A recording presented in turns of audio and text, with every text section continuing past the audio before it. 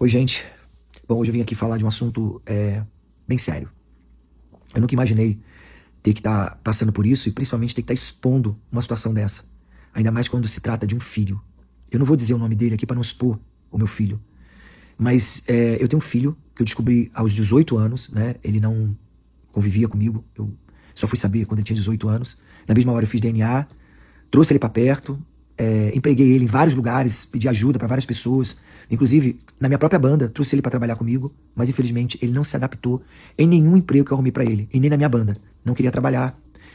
E eu achei estranho aquilo, né, convivendo com ele, trouxe ele para perto, causou inúmeras situações pesadas. Uma delas foi ter agredido a minha mulher, a minha atual mulher, quando ela estava com as cordas vocais operadas. Ele trouxe a Covid para dentro de casa, pesteou todo mundo com a Covid. Até que eu entendi que o problema desse meu filho não era só a questão de ter ficado anos e anos longe do pai. Ele tinha um problema mais sério do que isso, que era a dependência química. E quando a gente fala de dependência química, não é só a questão do álcool e das drogas. Existe uma dependência química psicológica, do que a gente chama de pobre coitadismo, né? Que as pessoas, por algum motivo, elas preferem mergulhar na bebida, nas drogas, para, de alguma forma, se aliviar. Ou para justificar um passado, uma infância, uma adolescência que ele não teve ao lado do pai.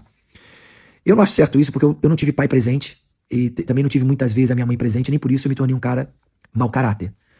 E esse meu filho, convivendo com ele, eu pude perceber esse desvio de caráter que ele tem na sua personalidade, na sua sociopatia, né? E até que eu expulsei ele de casa. Falei, ó, não dá pra conviver comigo, infelizmente, por N motivos, estava pesando, o fardo estava pesado. E não só por ele não querer trabalhar, seus 26 anos, enfim, não parava emprego nenhum. E aí que eu fui descobrir essa dependência química. Devolvi ele pra mãe biológica, né? Pra mãe, no caso, a mãe adotiva, que também tentou segurar lá a situação dele, mas não conseguiu. Que ele também estava quase separando ela do marido, ela acabou expulsando ele de casa e ele foi morar na rua. Quando ele foi morar na rua, mais uma vez, eu por pena trouxe ele de volta para morar na minha casa. E aí ele causou inúmeras situações pesadas e desconfortos aqui em casa, que eu não podia segurar mais ele aqui, né? Eu não podia estar ensinando o menino a dormir todo dia, meio-dia, acordando, trocando a noite pelo dia, sem querer estudar, sem querer trabalhar. E eu tava percebendo que eu não tava ensinando ele da forma certa. E ele não queria nem trabalhar, nem estudar. Tudo que ele queria era se drogar e beber. Até que eu não aguentei mais. Fui lá, liguei pra mãe biológica dele, conversei com ela, e aí ela foi, mais uma vez, falou, não, vamos tentar ajudar mais uma vez. Poxa, eu acho que dessa vez vai, vou levar ele pra igreja, vou tentar ver o que a gente consegue pra tentar salvar essa alma, que é uma alma que, infelizmente, tá destruída pelo alcoolismo. Ela pegou esse meu filho, levou pra Mato Grosso. Eu, inclusive, financiei a saída dele pra lá. A gente montou um quarto com violão, com computador, com tudo que tinha direito, para ele tentar se transformar num homem maduro, profissional e ajuizado.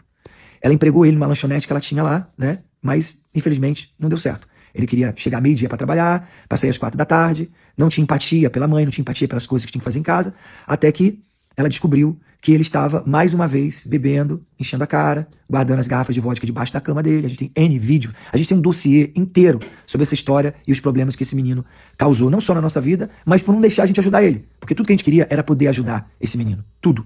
Inclusive eu cheguei a financiar, falei pra ela, olha, se quiser um psicólogo, se ele quiser se internar, eu financio isso pra ajudar. Eu quero fazer com que esse menino tome juízo. A gente precisa ajudar esse menino. Até que chegou no fim da linha. Ela pegou ele num bar, bebendo, aí ela foi tirar satisfação com ele, e ele foi lá mais uma vez e agrediu a mãe dele, tentou agredir o padrasto em palavras, em gestos, e enfim, fazendo escândalo no bar. Todo mundo ficou olhando pra mãe dele, achando que ela era a víbora da história, mas não sabe os problemas que ele estava causando por não querer se consertar, por não querer melhorar. Aí, enfim, com tudo isso, ela acabou chamando a polícia, enfiou ele dentro do ônibus e mandou ele embora, e ele foi pra Santa Catarina atrás de ajuda de outras pessoas que me conhecem, né, e que de alguma forma se sentiu na necessidade de ajudá-lo. Mais uma vez, ele causou problemas e ele teve que sair dessa casa de alguns amigos nossos para tentar arrumar um emprego. Por que eu tô fazendo esse vídeo aqui para vocês? Porque eu tô cansado de ser extorquido pelo meu filho. Eu não aguento mais. Ele vivia dizendo que se ele quisesse abrir a boca para falar mal de mim, as pessoas poderiam acreditar nele, porque é um filho, as pessoas iriam acreditar no filho. E eu passei a vida inteira dando dinheiro para ele, porque eu não queria primeiro que as pessoas vissem que ele era um mau caráter, né? Porque eu não queria que as pessoas o julgassem. E não queria que as pessoas o maltratassem, porque eu não queria que ele passasse pelo que eu passei na minha vida. Então eu fui sempre aguentando firme. E aí chegou uma hora que eu falei, não, chega. Chega, porque eu tava entendendo que eu não estava, de alguma forma, criando ele da forma que ele deveria ser criado. Que é conversar, instruir ele de arrumar um emprego, de trabalhar, de ter uma vida digna. Eu estava só financiando as loucuras. E eu estava entendendo que esse dinheiro, ao invés de ir pro sustento dele, estava indo pro álcool, pras drogas e etc. Até que eu tive que parar. E parei de ajudar, até porque um menino de 27 anos deveria estar trabalhando, estudando, fazendo alguma coisa, né?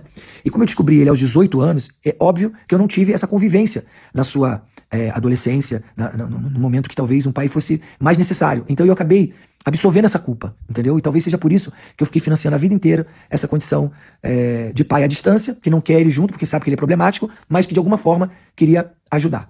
Só que eu tive que parar. Eu tive que parar porque o dinheiro não estava indo para alimentação, estava indo para sustentar o seu vício, e isso estava me causando um problema até espiritual, porque ao invés de eu estar ajudando, ele estava contribuindo para o seu vício.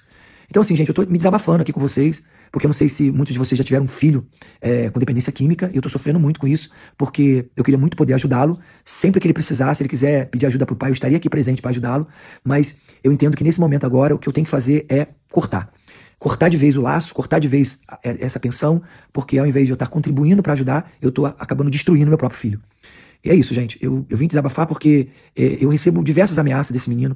Ele fala que toda hora vai pra imprensa, que ele vai falar mal de mim, que ele vai me detonar e que as pessoas vão acreditar nele. Então eu tô aqui, antes disso tudo acontecer, não sei nem se ele vai ter coragem de fazer isso ou não, mas se ele já fez ou deixou de fazer, eu preferi vir aqui, me desabafar e falar exatamente o que tá acontecendo. E o pior de tudo, ele se faz de vítima pra sociedade, pros meus outros filhos, e tenta sempre de alguma forma mascarar a sua verdadeira face, entendeu? É isso, gente. Grande beijo aí e tamo junto.